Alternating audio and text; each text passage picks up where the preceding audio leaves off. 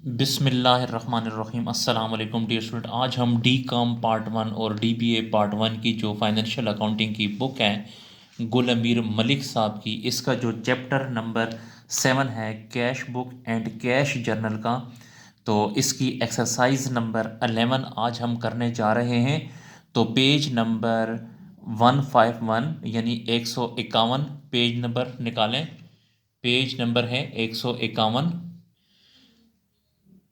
जी। Page number 151 में जो exercise number 11 है, एक्सरसाइज नंबर 11 में कहता है record the following transaction in cash receipt journal. जी, ये जो ट्रांजैक्शन है ये हमने कैश रसीट जर्नल में रिकॉर्ड करनी है। तो अब मैं आपको बताता हूँ कि कैश रसीट जर्नल का फॉर्मेट कैसे बनाते हैं।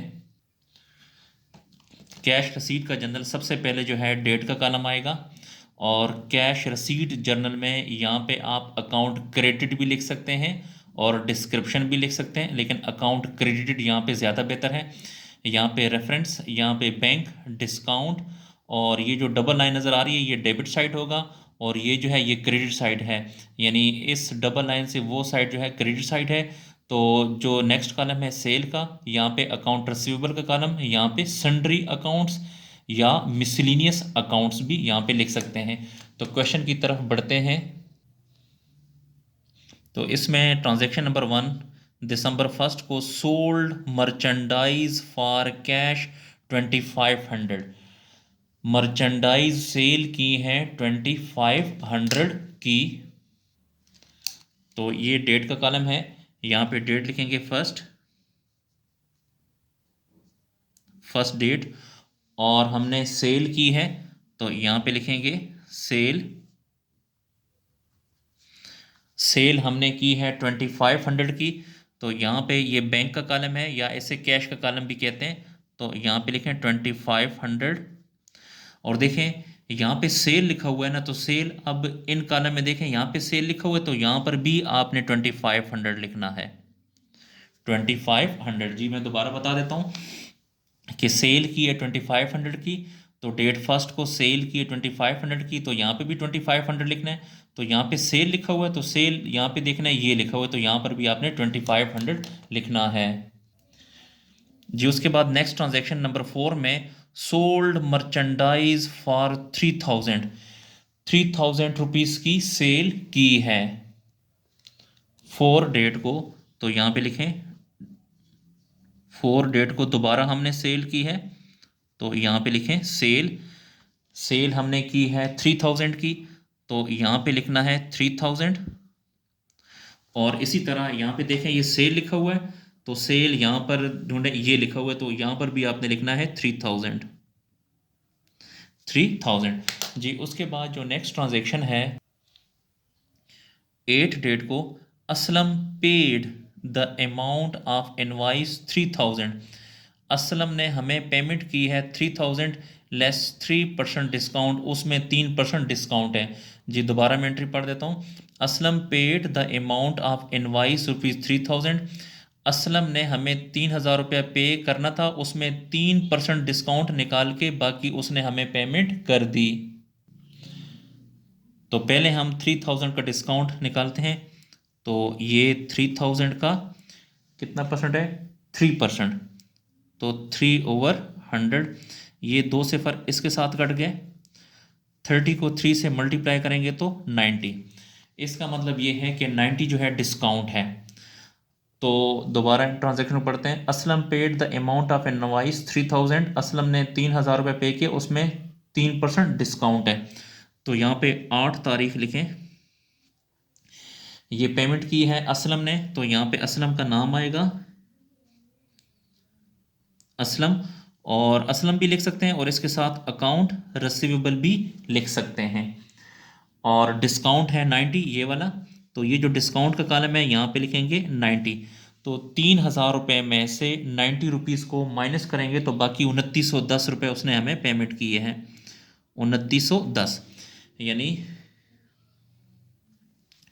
उसने हमें 3,000 रुपये पे करना था, उसमें 3% ये डिस्काउंट जो है 90 रुपीज़ हमने यहाँ पे लिखा, तो 3,000 में से 90 को माइनस करेंगे तो बाकी बाकी 2,910 रुपये हमें असलम से रिसीव हो गया है जी। उसके बाद जो नेक्स्ट ट्रांजेक्शन है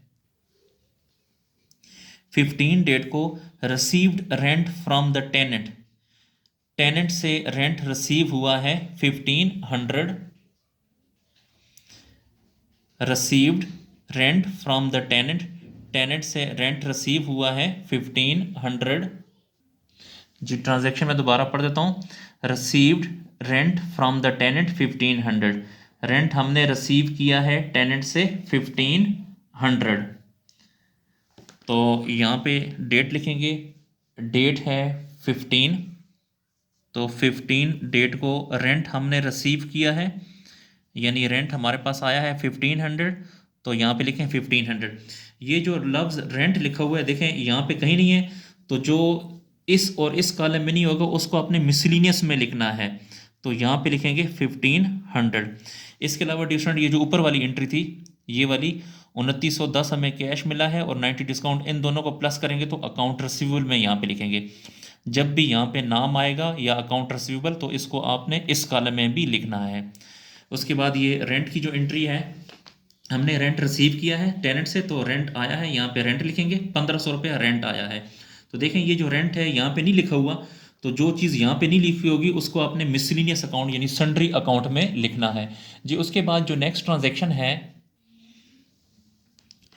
23 को, नोट्स रिसीवेबल ऑफ शेर खान वाज कोलेक्टेड 6,300, एक नोट रिसीवेबल हमने शेर खान से कलेक्ट किया है, यानी शेर खान से हमें रिसीव हुआ है 6,300, इंक्लूडिंग इंटरेस्ट 300, इसमें 300 रुपया इंटरेस्ट भी शामिल है जी। 23 को तो यहाँ पे डेट लिखेंगे 23, नोट्स रिसीवेबल आया है तो यहाँ पे लिखें नोट्स, नोट रिसीवेबल आया है 3,000, तो यहाँ पे बैंक के कॉलम में लिखेंगे 3,000। देखें ये जो नोट्स रिसीवेबल है, देखें ये यहाँ पे नोट्स रिसीवेबल कहीं पर नहीं है, तो जो नहीं होगा उसको अपने सन्ड्री अकाउंट में लिखना है, तो यहाँ पर भी लिखें 3,000। इसी तरह इसी डेट को जो इंटरेस्ट रिसीव हुआ है तो वो भी लिखें इंटरेस्ट रिसीव्ड, जो हमने इंटरेस्ट रिसीव किया है वो 300 है, तो यहाँ पे लिखेंगे 300। अब ये देखें ये जो इंटरेस्ट है ये यहाँ पर नहीं लिखा हुआ, जो चीज़ इन दोनों में नहीं होगी उसको अपने इस कॉलम में लिखना है, तो यहाँ पर भी लिखें 300 जी। उसके बाद जो नेक्स्ट ट्रांजेक्शन है 24 को, sold merchandise for cash 5,000, sold merchandise for cash 5,000, 5,000 रुपये की हमने सेल की है जी। इसकी जो डेट है वो 24 है, तो यहाँ पे लिखें 24 डेट को हमने सेल की है, सेल हमने की है 5,000।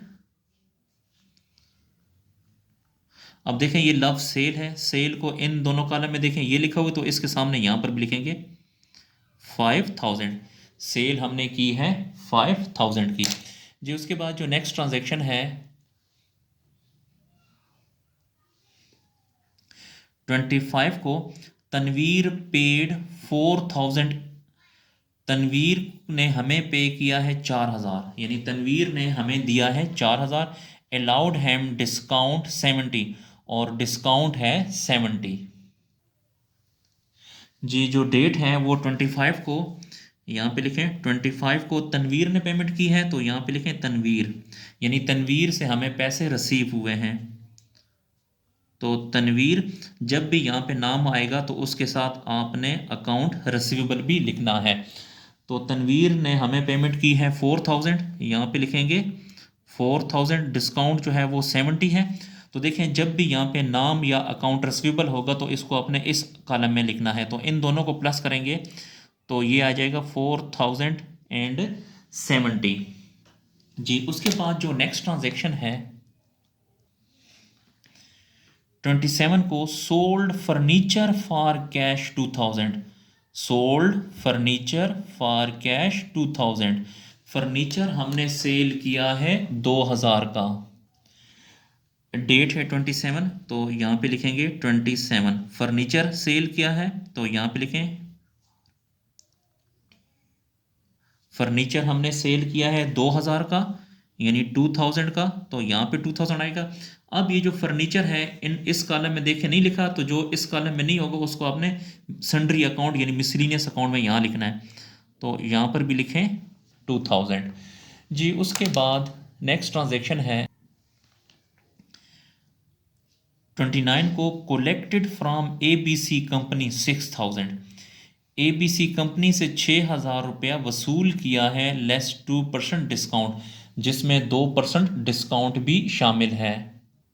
तो यहाँ पे देखिए 6000, इसका जो डिस्काउंट है वो 2% है, तो 2/100, 2 सिफर यहाँ से कट जाएंगे, 60 को 2 से मल्टीप्लाई करेंगे तो 120 आएगा, तो जो डिस्काउंट है वो 120 है। तो यहाँ पे डिस्काउंट के कॉलम में लिखेंगे 120। मैं एंट्री को दोबारा पढ़ता हूँ। कोलेक्टेड फ्रॉम ABC कंपनी, तो 29 तारीख को कलेक्ट किया है हमने कैश ABC कंपनी से, तो ABC कंपनी से ABC कंपनी से 6000 हमने कलेक्ट किए, लेकिन उसमें से 2% डिस्काउंट भी है, तो 6000 में से 120 रुपये को माइनस करेंगे तो 5880 बाकी रह जाएगा, 5880। अब देखें यहाँ पे नाम आ गया है जी। मैंने आपसे कहा था जब भी यहाँ पे नाम आएगा ABC कंपनी, ये भी एक नाम है, तो इन दोनों को ऐड करके अकाउंट रिसीवेबल में लिखेंगे। इन दोनों को हमने ऐड किया तो 6000 यहाँ पे लिखेंगे जी। उसके बाद जो लास्ट ट्रांजैक्शन है हमारी 31 को, sold office supplies for cash 2500, sold office supplies for cash 2500, office की सप्लाईज हमने बेची हैं, यानी ऑफिस सप्लाईज हमने बेची हैं 2500 रुपये की। तो 31 डेट को यहाँ पे लिखेंगे, 31 डेट को ऑफिस सप्लाईज बेची हैं, तो यहाँ पे लिखें ऑफिस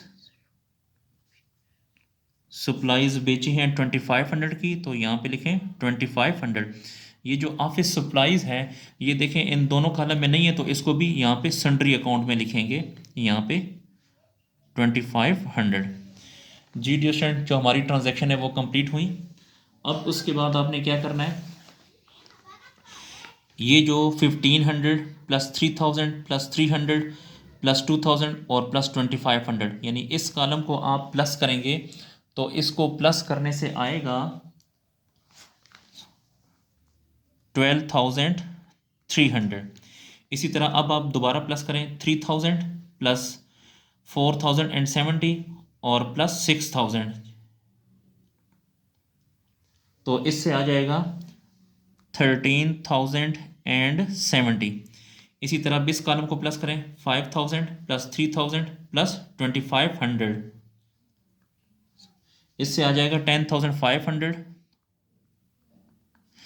इसी तरह अब इस कॉलम को प्लस करें 90 प्लस 70 प्लस 120, तो इससे आ जाएगा 280। इसी तरह अब इस कॉलम को प्लस करें 2500 जी। आपने कैलकुलेशन बड़े ध्यान से करनी है, बहुत ही एहतियात से करें जी। कैलकुलेटर पे कैलकुलेशन करें 2500 plus 3000 plus 2910 plus 1500 plus 3000 plus 300 plus 5000 plus 4000 plus 2000 plus 5880 plus 2500, तो इनको प्लस करने से आया 35,590, और यहाँ पे आपने लिखना है टोटल।